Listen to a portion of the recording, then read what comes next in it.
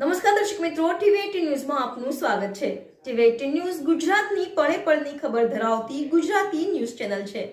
હવે જોઈએ મુખ્ય સમાચાર। જામનગરમાં સાંઢિયા પુલ પર ગેસ ટેન્કરની ઠોકરે એક કાર ડિવાઈડર પર ચડી ગઈ, સદભાગ્યે જાનહાનિ ટળી।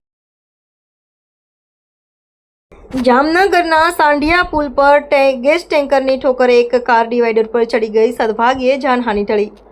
જામનગરમાં સાંઢિયા પુલ પર આજે સવારે 10 વાગ્યાના અરસામાં પૂરપાટ ઝડપે આવી રહેલા GJ3RZ 2511 નંબરના ગેસ ટેન્કરના ચાલકે પોતાના કબજાનું ટેન્કર પૂરપાટ ઝડપે ચલાવીને આગળ જઈ રહેલી GJ10DA 0611 નંબરની કારને પાછળથી ઠોકર મારી દીધી હતી, જેથી કાર ધડાકા સાથે અથડાયા બાદ ડિવાઈડર ઉપર ચડી ગઈ હતી અને માર્ગ પર આડી થઈ ગઈ હતી।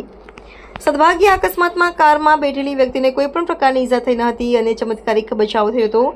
આ અકસ્માત બાદ ટેન્કર ચાલક પોતાનું ટેન્કર છોડીને ભાગી છૂટ્યો હતો।